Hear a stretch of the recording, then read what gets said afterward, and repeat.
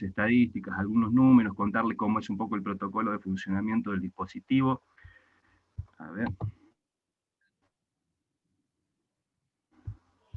Ahí habilito la... Necesitaría habilitar con pantalla, si puede ser. Bien, Bueno, si sí, podés habilitarlo para compartir la si no, pantalla, Ale, lo leo desde acá, aunque no gracias. se vea en pantalla.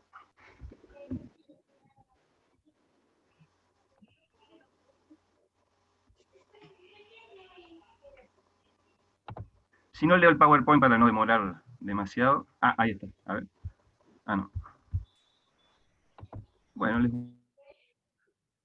voy contando mientras lo leo, ¿sí? Y lo comento brevemente. ¿En qué consiste el dispositivo que hemos conformado? Bueno, básicamente es un equipo que integra a psicólogos y psicólogas, ¿sí? Que voluntaria y gratuitamente aportan horas de trabajo semanales para conformar y gestionar acciones que contribuyan a la salud mental de las personas infectadas de COVID-19, sus familias y el fortalecimiento de la comunidad organizada en respuesta a la pandemia.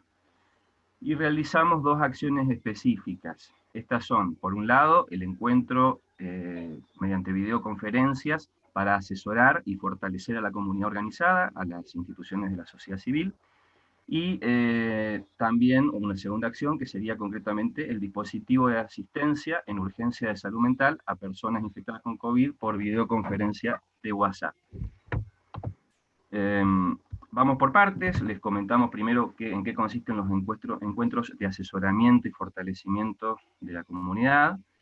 Allí lo que realizamos son videoconferencias grupales con centros vecinales, asociaciones civiles, otras fuerzas vivas, y toda red comunitaria establecida que requiriese asesoramiento, capacitación, acompañamiento, consultoría, sobre cómo gestionar y resolver situaciones problemáticas relacionadas con salud mental en contexto de pandemia de COVID. Especialmente estas intervenciones están orientadas o se concentran en la difusión y la transferencia técnica para realizar lo que la Organización Panamericana de la Salud denomina primer ayuda psicológica, que de hecho puede ser realizada por cualquier persona en una situación como esta, ¿sí? Por cualquier vecino. Hemos realizado hasta la fecha 2 videoconferencias a 2 centros vecinales, uno de Alto Comedero y otro del barrio Gorriti. En lo que hace al dispositivo propiamente dicho, el mismo consiste en lo siguiente: se publicita en redes el dispositivo y su número telefónico de contacto. Habrán visto en alguna de las redes sociales un flyer celeste, ¿sí? Que dice asistencia psicológica gratuita para infectados de COVID sin acceso al sistema de salud pública. La idea es colaborar, ¿sí? Desde la sociedad civil en la gestión de la asistencia en urgencia, que sabemos, bueno, ante el desborde que hubo en estos meses, los dispositivos estatales estaban bastante desbordados, y bueno, era parte de nuestro compromiso profesional, de nuestra responsabilidad social como psicólogos. Entendíamos con las colegas Rojas, con la colega Angelina, entendíamos que los colegas debíamos aportar nuestro trabajo voluntario para superar el momento, para superar las urgencias, ¿no? Para ayudar a la gestión de las urgencias. Creamos un protocolo que tiene 3 momentos: un momento de inicio de la demanda, un momento de asistencia psicológica y un momento de cierre del proceso. Voy a ver nuevamente si lo podemos compartir a la imagen. Ahora sí. Ahí estamos.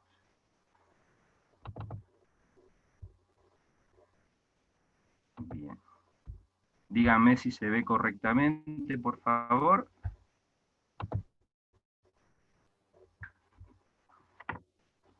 ¿Se visualiza adecuadamente? Espero que sí. Sí, se ve. Perfecto.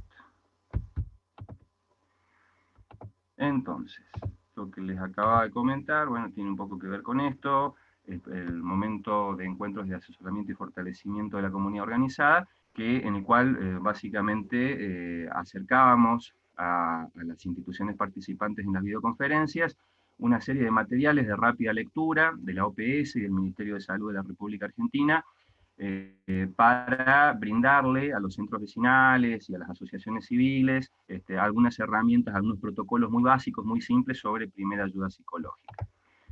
En lo que hace al dispositivo, como les decíamos, tiene tres momentos: inicio de demanda, asistencia psicológica, cierre del proceso, y vamos por partes para que más o menos ustedes entiendan en qué consistía cada una.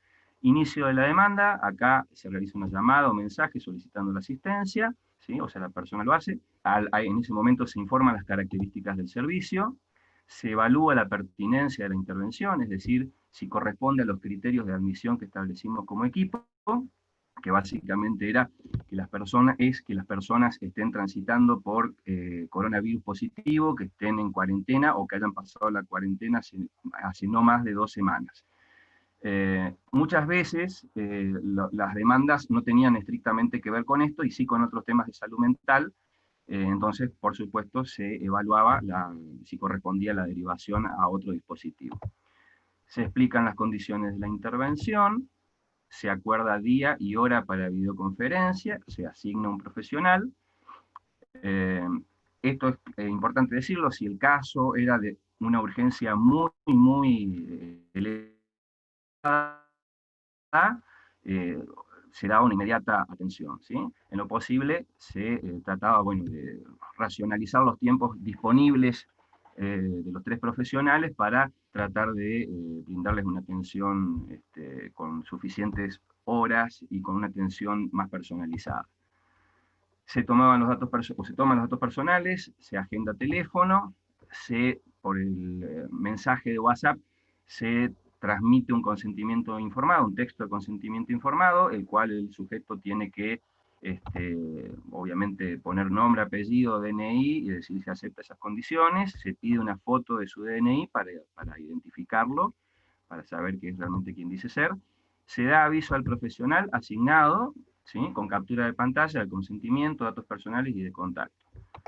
De esa manera, bueno, se solicita, ¿no?, a la persona que sea ella quien inicie la llamada de videoconferencia el día y turno que se le ha asignado. Esto está pensado ya desde un primer momento como una forma de que el sujeto asuma una posición activa de afrontamiento, ¿sí? Que pueda pedir auxilio, que pueda llamar al profesional.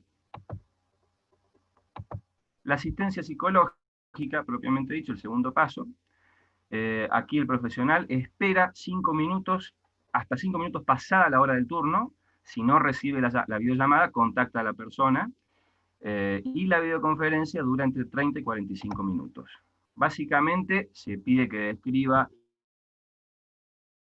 cómo se determinó que era COVID positivo, si tiene asistencia médica, día de la cuarentena en que se encuentra, grupo conviviente, síntomas psicológicos, ¿sí? Si es que tiene algunas otras enfermedades crónicas u ocasionales, tanto orgánicas, psicológicas o psiquiátricas, y toda otra circunstancia vital que pueda estar confluyendo a nivel de salud mental, ¿no? Separaciones, duelos, dificultades económicas, entre otras. Se procura, obviamente, identificar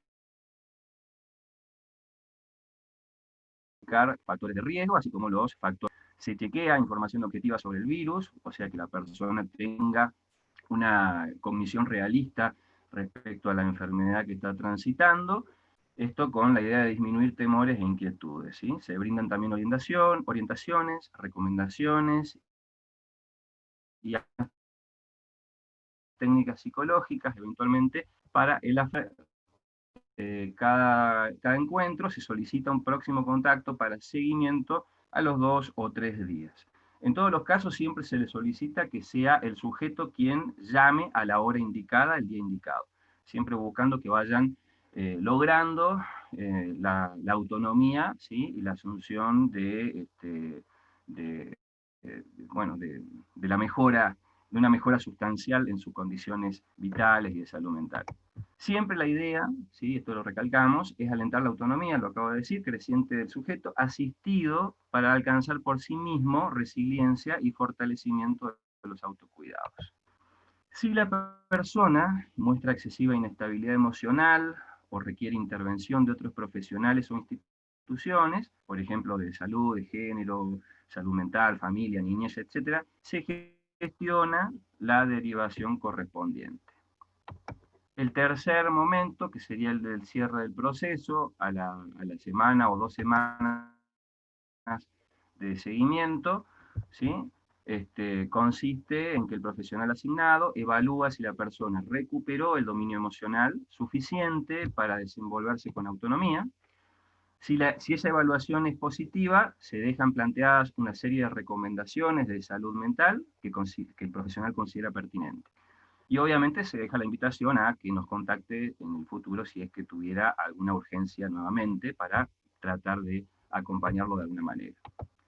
En caso, sí, de que sus condiciones de salud mental no estuvieran restablecidas suficientemente, se procede a gestionar y acompañar en la correspondiente derivación. Ese era un poco sintetizado el protocolo. Del conjunto de personas que hicieron uso del dispositivo hasta el día de la fecha, tenemos en porcentajes que el 60% han sido mujeres y el 40% han sido varones, mientras que si hacemos la división por franjas etarias, tenemos que sujetos de 18 a 30 años fueron el 27% de los asistidos, personas de 31 a 40 años, el 23% de los asistidos, personas de 41 a 50 años, el 42% de los asistidos, ahí se concentra el grupo más importante, más numeroso, y de 51 a 65 años, 65 lo ponemos como la máxima edad de personas que hemos atendido, el 8%. En total recibimos 68 llamadas desde agosto a la fecha, de las cuales 9 no correspondían al criterio y se brindó orientación para derivación, 16 solamente nos limitamos a brindar información y orientación porque realmente no había una auténtica situación de urgencia, y 43 fueron incluidas, digamos, en el dispositivo de asistencia. En cuanto a patologías observadas, ¿sí? Aproximadamente, ¿sí? Podemos decir, obviamente uno no puede hacer un diagnóstico en un par de encuentros que están pensados más con la idea de contención, pero uno hace un diagnóstico presuntivo y en líneas generales lo que notamos es esta distribución de patologías, ¿sí? Lo más numeroso así han sido los trastornos de ansiedad, en un 44% de los casos, 28% casos de depresión habían síntomas depresivos, fobia en un 14%, estrés postraumático en un 9% de los casos, ataque de pánico en un 5% de los casos. Los pacientes asistidos que luego fueron derivados, 4 de ellos derivados tras asistencia, ¿sí? O sea, el 9% de los asistidos fueron derivados a otras instancias para que continúen, para que prosigan su tratamiento, su terapéutica. 15, o sea, un 35%, se les sugirió una derivación, dándole opciones posibles de derivación. 16% de los casos asistidos no requirieron derivación. Bueno, brevemente, esto era lo que sintetiza, ¿no es cierto?,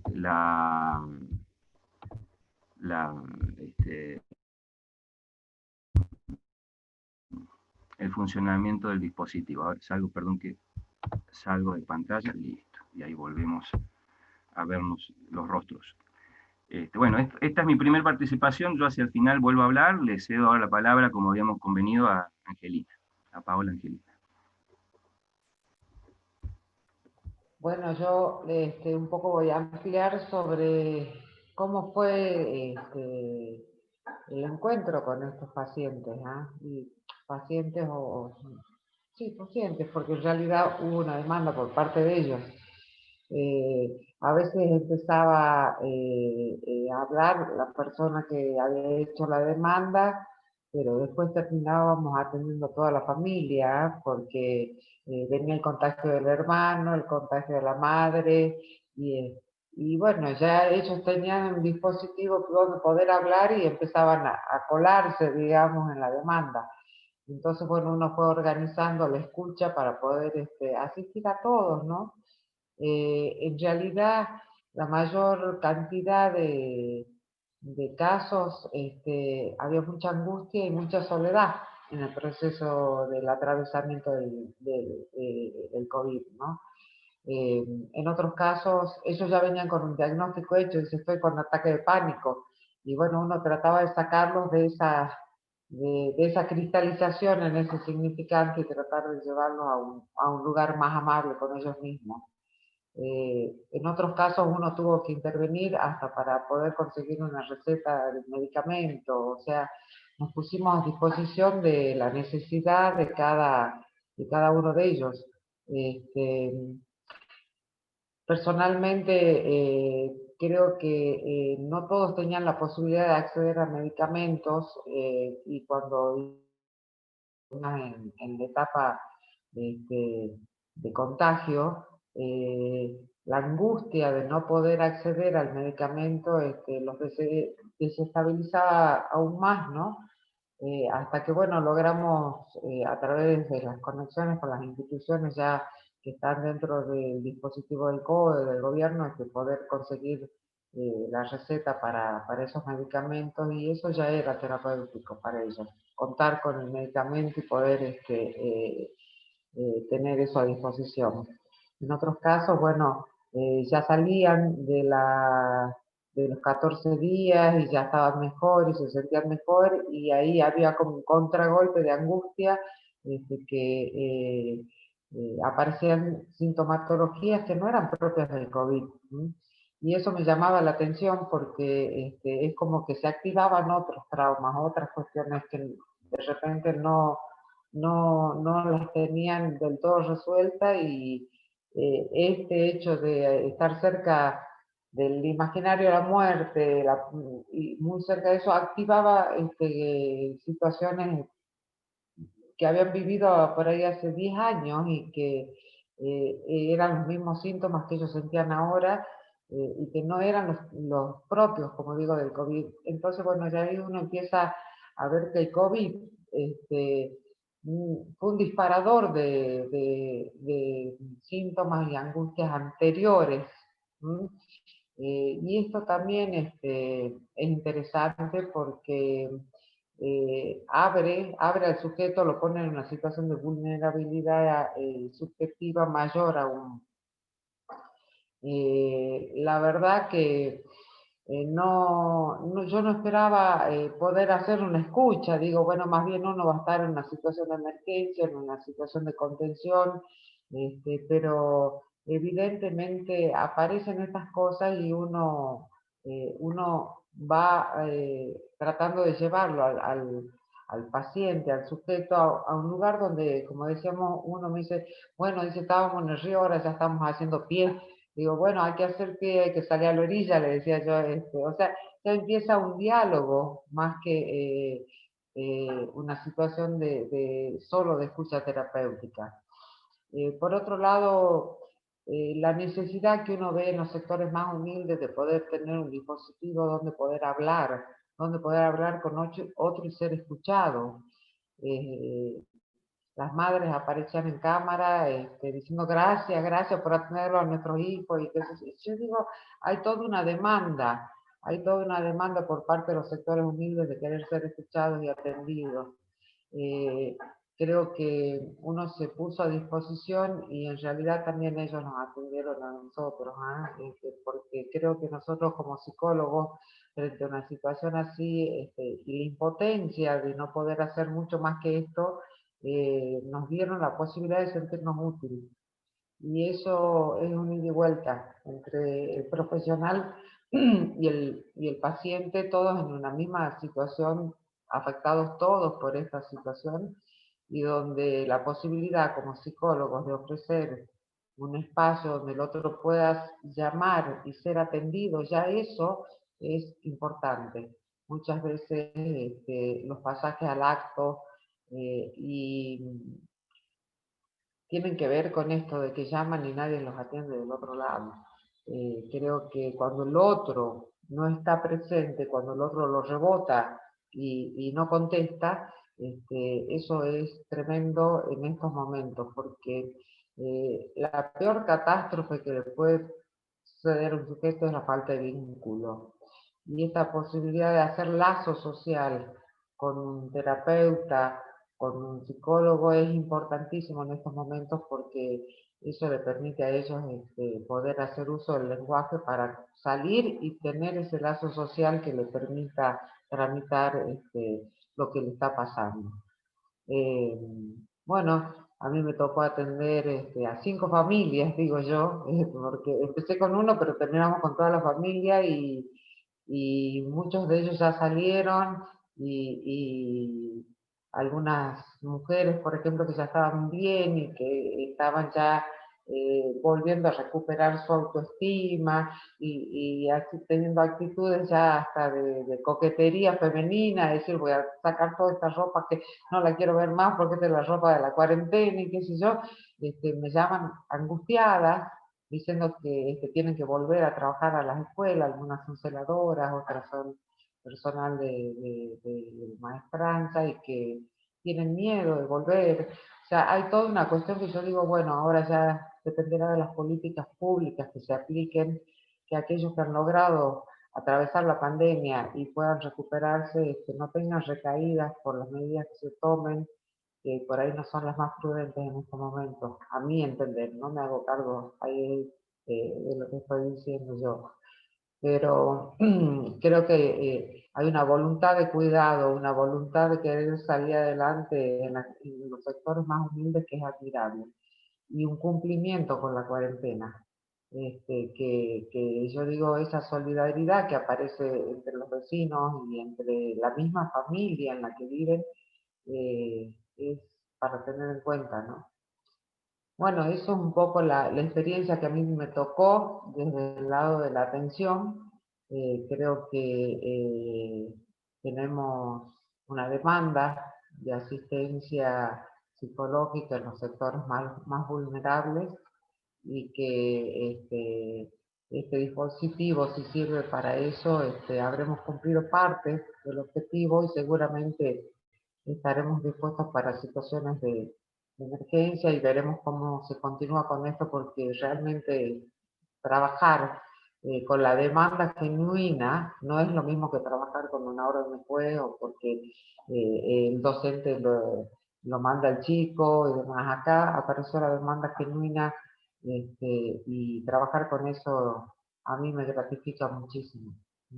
Y bueno, agradezco a Néstor, a Paula, y sobre todo a Néstor, ¿no? Que yo creo que ha hecho una parte importantísima del trabajo que fue el que coordinó, como ustedes ven, es el que maneja la electrónica y maneja toda esa parte que a algunos nos cuesta y que para eso están los equipos y creo que es importantísimo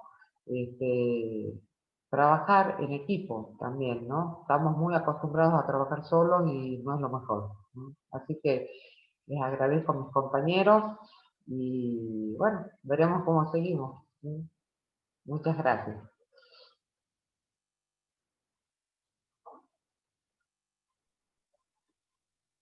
Bueno. Damos lugar, Paula. Bueno, gracias. Bueno, yo quiero comentarles un poco cómo me sumé a esta iniciativa. Yo lo conozco a Néstor y siempre estuve muy de acuerdo con sus pensamientos. Aparte, lo admiro desde todo lo que él sabe. La verdad que es muy organizado y bueno, también es una oportunidad para aprender, como todo lo que hago, lo tomo como una oportunidad para aprender. Pero bueno, en esta situación hay que ser bien serios, hay que armar un buen dispositivo, que es lo que hizo Néstor, y porque obviamente la salud mental siempre requiere de muchos cuidados, no se pueden hacer estrategias o trabajos aislados, porque realmente hay que cuidar muchísimo de la salud mental, por lo que yo quise aportar desde mi área y desde mis conocimientos. Yo trabajo con niños y adolescentes desde hace 12 años, y no me animaba a trabajar o colaborar con pacientes con COVID porque no me sentía especializada, preparada, y como dije, me parece que hay que tener muchos cuidados. Entonces me apoyé en Néstor, le comuniqué a él desde qué lugar podía yo aportar, y bueno, ahí fue cuando le propuse, digamos, o sea, formar parte del equipo, sí, para atender a las familias y a niños, más que nada a niños, niñas y adolescentes, porque bueno, ahí es donde vemos por ahí también muchas demandas. Y bueno, me pasó que, bueno, tuve que sugerir, acompañar a la familia, porque obviamente los niños estaban en una situación, digamos, ahí en las familias donde los padres estaban enfermos, es más, hasta superando el COVID, continuaban con algunos problemas de salud, donde tenían que salir constantemente al médico, ya habiendo superado supuestamente el COVID. En ese contexto de que los niños escuchan tantas noticias, hasta los comentarios de los padres, que me siento mal, o sea, es como que esta idea de la muerte aparece muy cercana en los niños. Y sabemos que los niños sienten mucha preocupación por la salud de los padres, y por la propia salud. Cuando empiezan a ver que hay familiares enfermos, que hay familiares que mueren, es donde se hace más, la angustia mucho más grande, y no pueden, digamos, elaborar estos procesos, digamos, ¿sí? Y por ahí los adultos están como muy atendiendo lo urgente, que sería la salud física. Así que bueno, di sugerencias, traté de ver si había también algunos niños que si necesitaban otro tipo de atención. Los padres se tranquilizaron mucho con las sugerencias que brindé, para poder promover un espacio de escucha, de contención en los niños, poder darle un tiempo a pesar de toda esta situación dolorosa o una situación como caótica que da la enfermedad, poder darles un tiempo, un espacio para que se puedan tranquilizar, mediante el juego, mediante, bueno, la lectura de cuentos, bueno, varias estrategias que di para que los padres, a pesar de todo, puedan hacerlo, porque obviamente los niños están en construcción de su forma de afrontar desafíos, y esto que es tan fuerte, ¿no? Para los adultos, imagínense para los niños. Así que bueno, fue una experiencia muy buena, y bueno, veamos, me gustaría que que sigamos en este proyecto, y bueno, y que también se pueda hacer mucho más de diferentes profesionales. Así que bueno, muchas gracias a Néstor, a Paola, al colegio. Yo soy integrante del colegio y estoy muy contenta, gracias a Ceci y a mis compañeros, así que muy contento con esta experiencia. Bien, gracias, Pau. Bueno, Néstor, te cedemos de nuevo la palabra. Tenés que habilitar de nuevo el micrófono, Néstor, no se escucha. Ahora sí. Ahí. Bien. ¿Ves, Angelina, Paola, Angelina, ves que no soy tan ducho con la tecnología?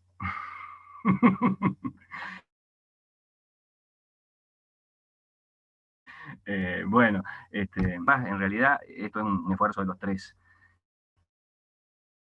Y como equipo venimos funcionando, lo venimos haciendo con mucha seriedad. De hecho, cuando empezamos a charlar la posibilidad de que esto funcione, bueno, nos sentamos un par de veces y por videoconferencia a organizar los protocolos, a pensar cada uno de los detalles para que todos nos sintiéramos cómodos y sintiéramos que estamos haciendo algo técnicamente correcto, ético, legal, que realmente sea, digamos, una ayuda y no mero voluntarismo, ¿no?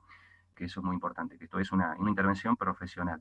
Creo que es una intervención que aúna distintas áreas de la psicología clínica, sanitaria, comunitaria.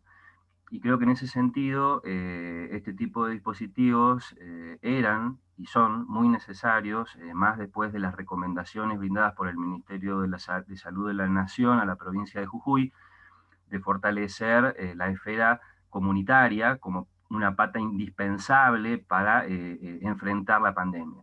Entonces dijimos, bueno, uno más allá de hacer diagnósticos de la realidad, también tiene que aportar su grano de arena desde donde está, con lo que sabe hacer, y nosotros tres dijimos, bueno, somos psicólogos y tenemos una formación solidaria, y cuando juramos como psicólogos, juramos que precisamente en situaciones como estas iba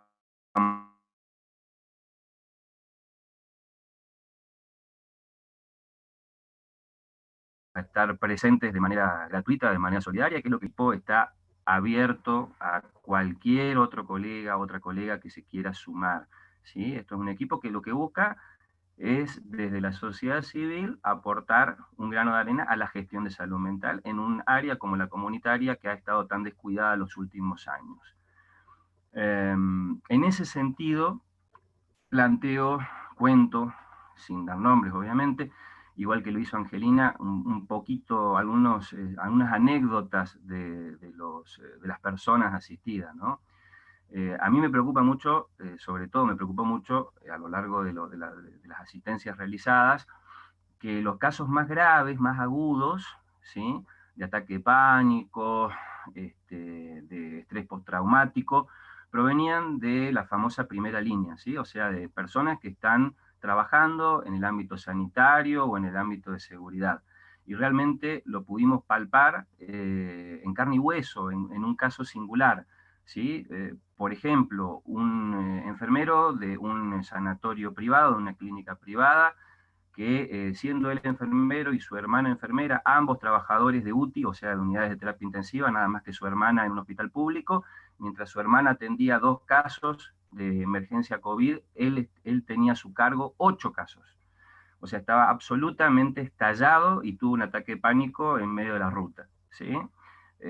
Y ahí la gratificación de nosotros como equipo poder ayudarlo en el sentido de hacer un diagnóstico a ese paciente en particular, a ese sí lo tomo claramente como paciente, se le realizó una prescripción psicológica y por suerte le dieron 10 días de licencia en la clínica donde trabajaba, porque esa persona no podía seguir estando en esas condiciones en un servicio de unidad de terapia intensiva. Y otro caso también yo diría, de violencia institucional, ya no del ámbito privado, sino del ámbito público, un agente penitenciario también completamente estallado, ¿sí?, por la situación que se vive en el sistema penitenciario jujeño en relación a la pandemia. En ese sentido, lo que a uno le preocupa es que la situación de urgencia no ha provenido con tanta intensidad de la comunidad en sí, o sea, de la comunidad de los barrios, sino de personal del Estado o de empresas privadas relacionadas a la gestión de la pandemia. Y eso es preocupante, ¿sí? Habla de que sin duda hay algo a mejorar en bueno, la asistencia, el acompañamiento de salud mental que se le puede hacer a todo el personal estatal y privado, que indudablemente están sufriendo muchos de ellos y ellas síndromes de burnout y de estrés laboral, y están realmente desbordados y necesitan, ¿sí?, necesitan la solidaridad de los otros profesionales de la salud que quizás no están tan claramente dentro del sistema más formal. O sea, necesitan de apoyo de todos los colegas que podamos sumarnos, aunque sea desde la periferia, para brindar un descanso, ¿sí? Mínimamente para brindar un apoyo, para brindar una contención, bueno, para estar unidos como pueblo ante una situación de adversidad, ¿no?, que creo que eso es muy importante. Bueno, acá creo que cierra la exposición y nos gustaría poder conversar un poco con quienes hagan alguna pregunta o tengan alguna inquietud o quieran que nos extendamos en algún asunto en particular. Bien, vamos a chequear si hay preguntas en el Facebook. Belén, ¿pudiste ver si alguien pregunta algo, comenta algo? Se está transmitiendo en vivo a través de la red social Facebook. Agradecimientos a ese equipo. Flor dice gracias por su contención y escucha, en especial a Paola, que me guió y apoyo en todo momento. También Silvina Yapur comenta que está trabajando online con niños y sus familias con que es necesario darle un espacio a los niños para trabajar sus fantasías y acompañar a la familia en esta etapa tan para todos. Tal cual. Bueno, no sé cómo quieren que sigamos, como lo habíamos pensado como conversatorio, pensamos en hacer una exposición que no nos excediéramos de 40 minutos entre los tres, y luego, bueno, tratar de conversar precisamente con la gente. Bien. Cuento otra Ya que anécdota hablaste un para poco hacer de un lo poco de que... tiempo. Sí, perdón. Bien. Vos contaste que un poco fuiste observando lo que pasaba tanto en el ámbito público como en la parte privada. ¿Cómo creen ustedes que se puede ensamblar, ¿no? Porque hoy es necesario empezar a ensamblar el trabajo y no unos por acá, otros por allá, y así divididos. Yo en este tiempo hablo mucho de redes colaborativas, a lo que me dedico un poco, y rescato el liderazgo redárquico, que es aprender a trabajar en redes colaborativas, y es muy difícil porque no estamos preparados para trabajar en equipo, y mucho menos en redes. Entonces, acá tiene que ver poder entramar y tejer redes que tienen que ver con lo público, con lo privado, con todas las instituciones, colegios profesionales, gremios, municipalidades, centros vecinales, y empezar como a tejer redes desde lo chiquito, porque siempre esperamos que nos venga de arriba. Desde arriba fallan muchas veces las políticas públicas, y de hecho, bueno, esto hay que seguirlo estudiando, hay que seguir aportando, hay muchos profesionales que están muy preparados y que quizás pueden hacer su aporte, pero creo que es necesario empezar a dejar, ¿sí?, de generar divisiones y más bien empezar a tejer redes entre todos, y esta es mi idea también dentro del colegio profesional, que podamos todos ser más partícipes, colaborativos en soluciones, ¿sí? Que podamos cortar con toda crítica, sobre todo críticas destructivas que no logran nada, no construyen.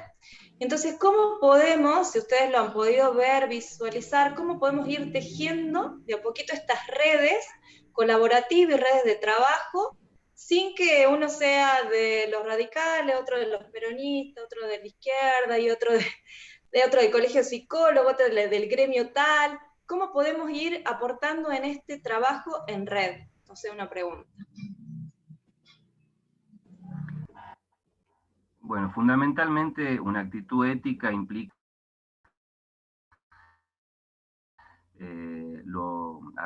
la militancia política que uno pueda tener. De hecho, a lo largo de la gestión de nuestro dispositivo, si bien nosotros tres tenemos una ideología y tenemos una militancia, jamás a un asistido se lo planteó al dispositivo desde ese lugar. Jamás se pensó, digamos, en usarlo con esa finalidad, y de hecho recibimos y nos sumamos, ¿sí? Recibimos invitaciones y nos sumamos a redes constituidas, esto que contábamos del centro vecinal de Gorriti, del centro vecinal de una zona de Alto Comedero, sin pensar y sin hablar de política partidaria, sin decir, bueno, ustedes aquí nos responden, no, entonces no vamos o sí vamos. No, eso estuvo continuamente claro que era una postura ética, porque yo, a diferencia de vos, sí creo en el valor del conflicto, pero el conflicto siempre en un marco ético. En un marco ético en el cual no se vilipendie a los colegas o a las personas, ¿sí? No se generen supuestos sitios de prestigio o liderazgo autoasumidos, sino que precisamente, coincido con vos, se pueda trabajar colaborativamente con las disidencias que existan, pero en una convivencia en donde cada quien desde su lugar pueda participar sin ser nadie excluido de un espacio de acción. Y yo en ese sentido te felicito y felicito al Colegio de Psicólogos, porque ahí está generando un espacio de esa forma, ¿no? Y digo, creo que la violencia en la cultura, el machismo en la cultura jujeña, norteña, las violencias institucionales, las violencias de género, tienen que ver precisamente porque tenemos demasiado arraigado en nuestros comportamientos sociales en el norte la creencia, ¿sí?, de que debe haber una élite liderando y un grupo de gente silenciada.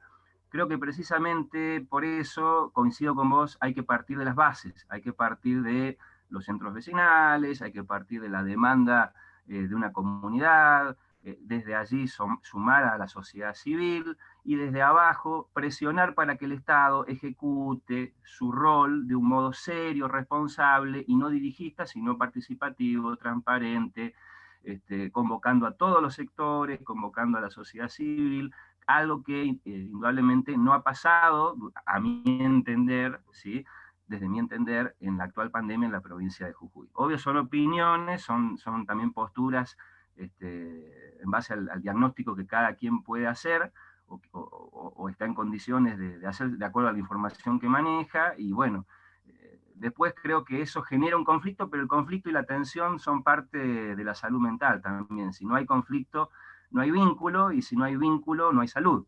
Entonces está bueno que haya conflicto siempre y cuando, obvio, esté enmarcado en un cuadro de ética, de leyes y de respeto mutuo.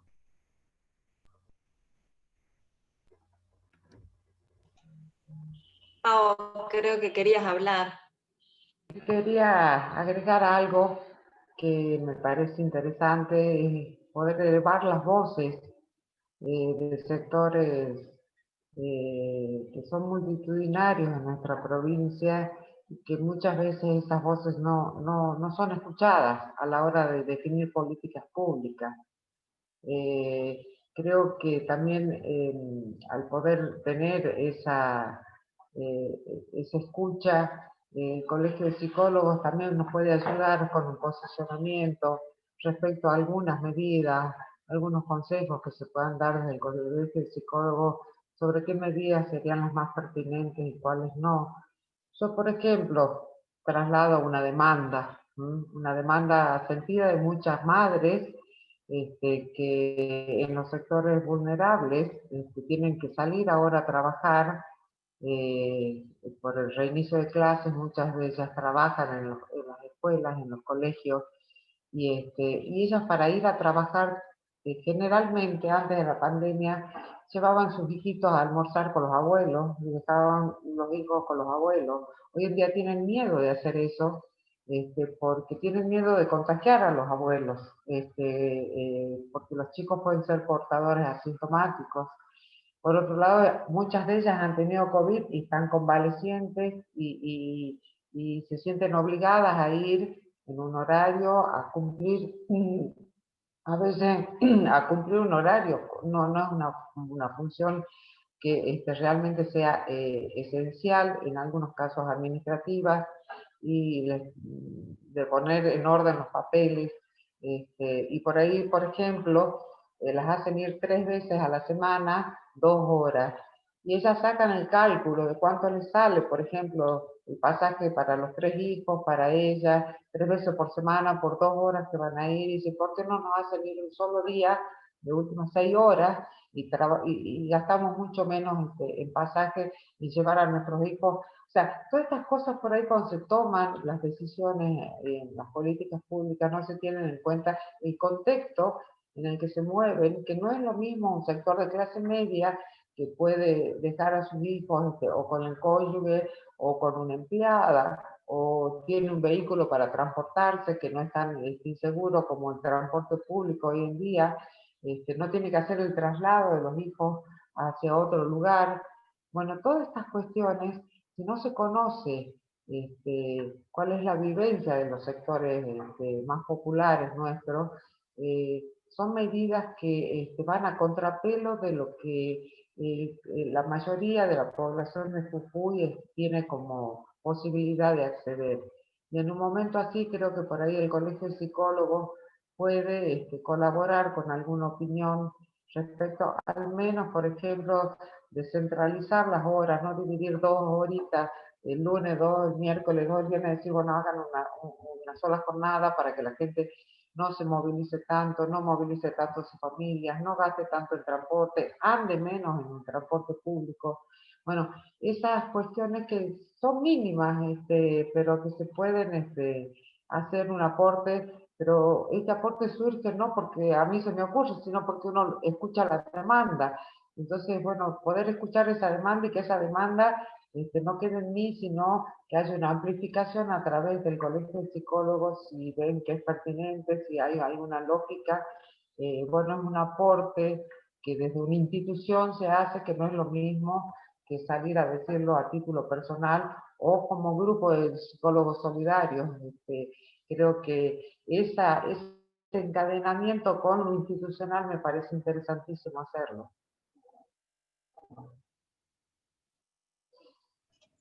Muy bien, Pau, te tomamos la palabra y estamos a la espera de las propuestas de ustedes con esto que ustedes han podido mostrar quizás en estadística, y con eso me gustaría que, bueno, que hagan llegar esta propuesta, y te aseguro que nos vamos a sumar a esto y poder interceder por esta gente que quizás está sufriendo y ver las maneras en que podemos colaborar.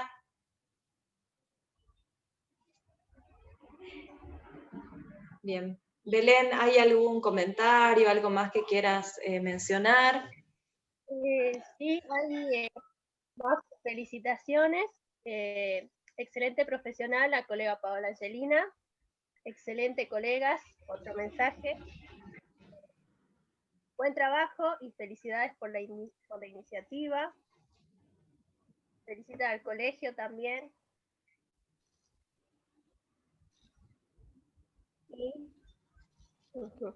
Y bueno, hay una sugerencia, si se puede averiguar, porque hay regiones en educación que se refieren al tema que planteó la licenciada Angelina. Bien, bueno. Recuperaremos voces entonces. Si hay algo que nos dedicamos los psicólogos es a recuperar voces, ¿sí? Y particularmente me siento muy comprometida en esto de recuperar voces, y también manifiesto a todos los colegas que estamos recuperando las voces de todos, y que cualquiera que tenga cualquier propuesta es escuchada. De hecho, esta vino, llegó, la abrimos el espacio y hoy estamos acá, así que cualquier colega que quiera brindar algo en algún espacio lo construimos, ¿sí? Y también hablar de una co-construcción, ¿sí? Esta co-construcción nos invita a que entre todos podamos mirar, tener una mirada colectiva y construir juntos. Así que bueno, no sé si hay algo más, Néstor, Paula, que quieran mencionar, y si no podemos ir dando cierre.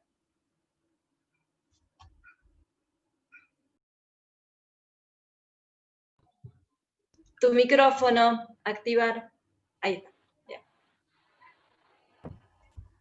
Paula, no sé si querés Bien, agregar algo. Sí. ¿No? Yo bueno, simplemente agradecer. Está muy bien.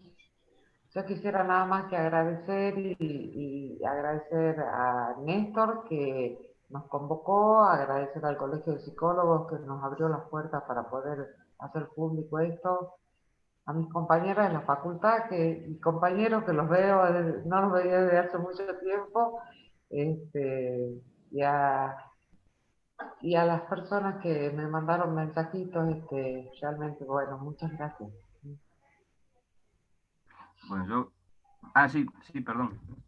Sí, al final ahora también quisiera agradecer, yo conozco a todos, bueno, a este grupo de psicólogos solidarios y el Colegio de Psicólogos, y bueno, veo que todos son muy, pero muy trabajadores, muy comprometidos, así que bueno, espero que todos los psicólogos podamos trabajar en conjunto, más allá de desacuerdos, porque creo que nos une a todos la idea de ayudar, esto como decía Ceci, de recuperar las voces, de escuchar, y creo que todos podemos hacer algo desde nuestro lugar, desde nuestro rol, y bueno, estoy muy agradecida tanto a Ceci, a mis compañeros del consejo directivo, y bueno, del grupo de psicólogos. Estoy aprendiendo mucho de Néstor, de Paola, así que bueno, es más que nada eso, agradecer a todos, y que sigamos así.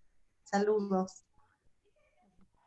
Bueno, creo que cierro yo en nombre del grupo Grupo de Psicólogos Solidarios. Simplemente repetir los agradecimientos, ¿sí?, al Colegio de Psicólogos, a Cecilia, por la gestión democratizante, inclusiva que está haciendo, en donde voy a hacer una autocrítica que a muchos colegas no le va a gustar probablemente. Creo que el colectivo de psicólogos en Jujuy necesita abrir mucho su espacio, abrir mucho más su espacio y dejar de pensar en términos de prestigio, en términos elitistas, en términos de grupos de poder. Creo que hay grupos que luchan por espacios, pero deben estar todos participando, no algunos. Yo tengo la sensación de que la evolución, el desarrollo democrático del Colegio de Psicólogos va por muy buen camino, pero todavía nos falta muchísimo, y esto no lo digo solo como autocrítica al Colegio de Psicólogos, lo digo como autocrítica, como jujeño, a la sociedad jujeña en general. ¿Sí? Nuestras instituciones todas, de la sociedad civil, privadas y públicas, todas necesitamos abandonar algunas prácticas violentas, y hay violencias simbólicas que tienen que ser desterradas, y creo que la marcha contra los femicidios de hace unos días es una muestra de ese pedido hondo, sentido, auténtico del pueblo jujeño, de la ciudadanía en particular, de quienes más frecuentemente por una cultura machista son consideradas víctimas o puestas en el lugar de víctima, como son las mujeres, o como es el transgénero, o como son algunas minorías, ¿sí? Creo que eso es una demanda auténtica que tenemos que escuchar. Estamos llegando, creo yo, a un punto culturalmente de malestar muy elevado en la provincia de Jujuy, y como psicólogos, sin ser psicoanalista, respeto enormemente la obra de Freud y Lacan, y de Freud rescato el malestar en la cultura, y creo que Jujuy está pasando por un momento de tremendo malestar, y tenemos precisamente los herreros de la psicología, no tener cuchillos de palo en nuestras prácticas, sino ser cada vez más colaborativos, como dice Cecilia, cada vez más inclusivos y cada vez menos elitistas, ¿sí? O como decían los chicos de la calle allá en Córdoba cuando hacía investigación de vulnerabilidad, menos carteludos, ¿sí? Menos, ponernos menos etiquetas y creernos menos, ¿sí? Creernos lo que somos. Y lo que somos básicamente somos seres humanos con una formación técnica que estamos para ayudar a que haya cada vez más vínculo, para que haya cada vez más escucha, y para que cuando hay conflicto se resuelva hablando, conversando, y no escondiendo, no violentando simbólicamente. Muchas gracias.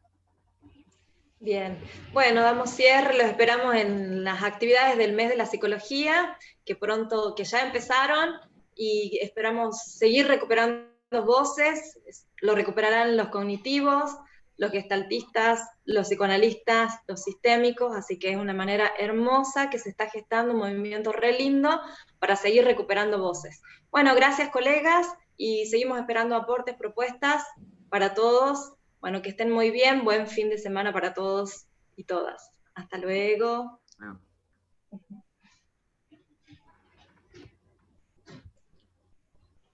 Muy bien. Bueno, felicidades. Hermoso, muy bien. Muchas gracias, Ceci. Sí, bueno, que estén muy bien. Hasta luego. Bueno, nos vemos. Chao.